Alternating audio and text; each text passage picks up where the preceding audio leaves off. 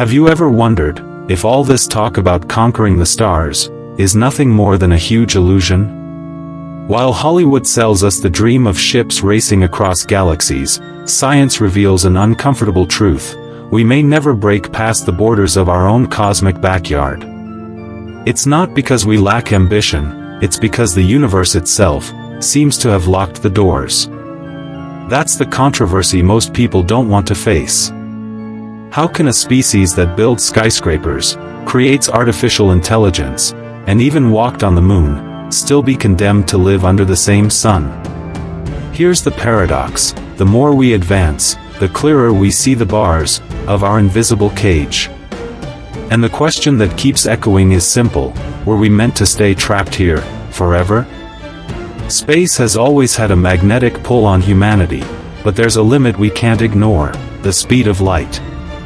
For most people, that number feels abstract, but when you measure it against the distance to the nearest star, Proxima Centauri, the reality becomes shocking. Even traveling at light speed, it would take us more than 4 years to get there. Now compare that to Voyager 1. Our fastest spacecraft, flying at just 38,000 miles per hour, it would take a staggering 73,000 years to reach the same star. That's like trying to cross an entire ocean, paddling with a spoon. What this shows us is that we live inside an invisible prison. A cosmic cage without bars, but with unbreakable boundaries. No matter how advanced our ships, or how bold our projects may be, the limit is written into the very laws of the universe. And when someone looks up at the night sky, dreaming of visiting other stars, they eventually face the truth: for now, it's all fantasy. It's like dreaming of sailing across the ocean, on a raft made of straw, beautiful in theory, impossible in practice. The most intriguing part is that this prison isn't made of walls, but of time itself. The cosmic clock dictates the rules, and the more we dream of interstellar journeys, the more we realize the staggering price, measured not in years, but in millennia. And here's the haunting thought: even if we could move faster, would we ever have enough energy to fuel such a journey? If traveling to another star already feels like a marathon with no finish line, the real villain appears when we talk about the cost of energy. Physics is unforgiving. To accelerate a spacecraft to relativistic speeds, the energy required grows almost absurdly. To put it into perspective, pushing just one ship to a fraction of light speed would demand more energy than all of humanity produces in decades. It's like trying to power an entire city with the juice of a single AA battery. The math just doesn't work. Now think about your monthly electric bill, that number that sometimes stings your wallet. Multiply it by billions, then multiply again by trillions, and you'd still be nowhere near what's needed. That's why, despite all our technological progress, we remain chained to Earth's gravity and the harsh rules of physics. Here's a simple analogy: just as you can't buy a mansion with nothing but pocket change, humanity doesn't yet have the energy budget to bankroll an interstellar trip.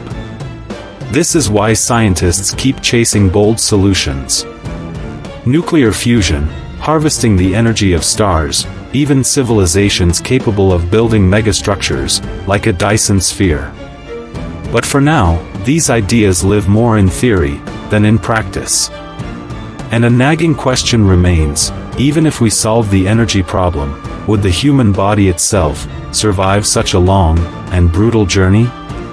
Humans were born to walk under Earth's gravity, breathe its air, and thrive on its abundance. Take us out of that natural environment, and the body begins to protest at every level. Cosmic radiation, silent and invisible, cuts through flesh as if it were glass, raising the risks of cancer and cellular damage. Bones, without the constant pull of gravity, start to weaken. Muscles shrink and waste away, in just a matter of months. It's as if the body slowly forgets how to be a body. And the struggle isn't only physical. The mind pays a heavy toll as well. Decades of isolation, in a metallic capsule, would break down even the strongest psyche. Picture this: never seeing a tree, never feeling the wind on your face, never hearing the song of a bird. Humans crave connection and natural stimuli, and without them, sanity can quickly slip away. That's why, even on today's space stations, astronauts rely on calls with their families, and daily routines that remind them of Earth, to hold on to their sense of self. NASA and other agencies do what they can. Mandatory workouts, to protect bones and muscles. Virtual reality tools, to soothe the mind. Supplements, to support health. But these are just band-aids, on a deep wound. And so the question lingers: if the human body wasn't built for space, should we try to reinvent it, or trust the machines, to go where we cannot? When people think about breaking the barriers of space, their minds often jump straight to science fiction. Generation ships, where families live for centuries on their way to another star. Cryogenic sleep, keeping travelers frozen until arrival. Or powerful artificial intelligence, guiding everything flawlessly. On paper, or on a movie screen, these ideas sound brilliant. But science tells another story. We can't keep a human in hibernation for years, without severe damage. And we can't guarantee that entire generations would endure life, locked inside a ship. It's the same gap between a movie trailer and real life. The trailer shows only the exciting parts. Reality is filled with monotony, repetition, and breakdowns. Picture a whole community living for centuries, in a confined space, with no horizon, and no sky. Social tensions would rise.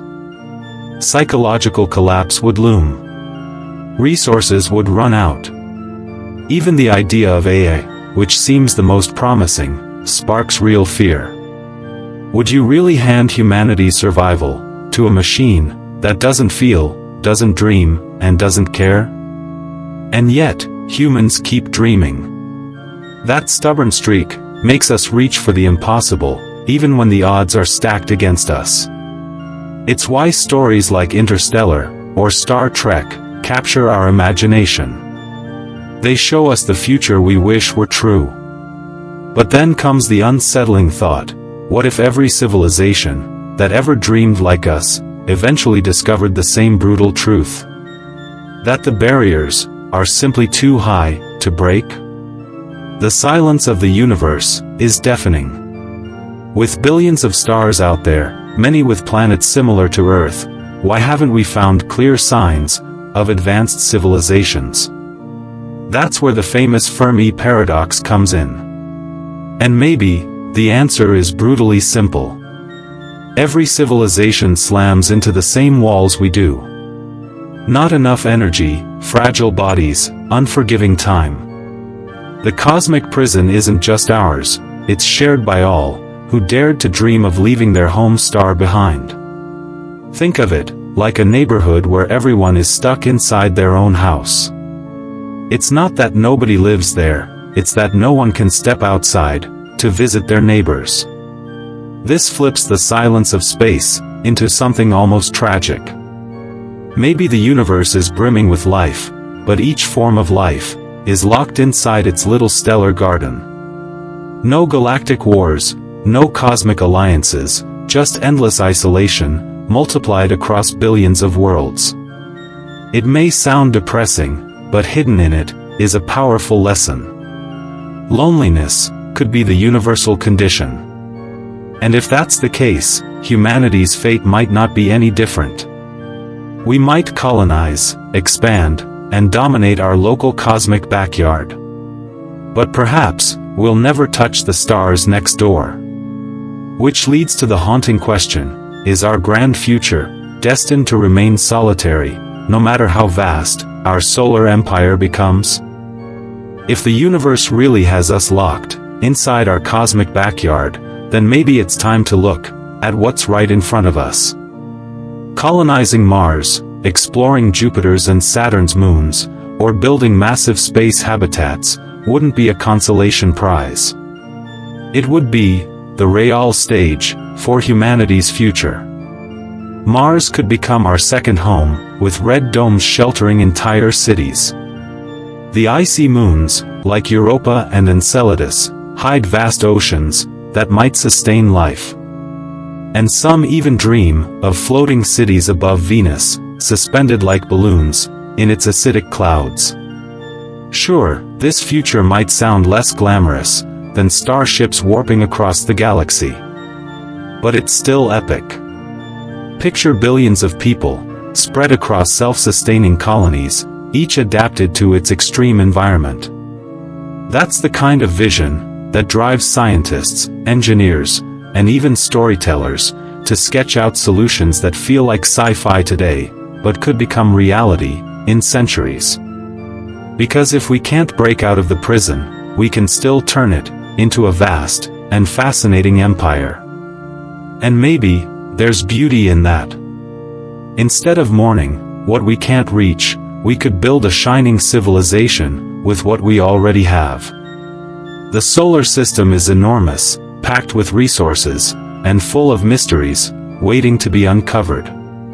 But here's the lingering provocation: will humanity ever be satisfied, conquering only this limited space? Or will our restless spirit always crave the unreachable stars? So tell me, after all this, do you still believe humanity will one day zip through the stars, like in the movies?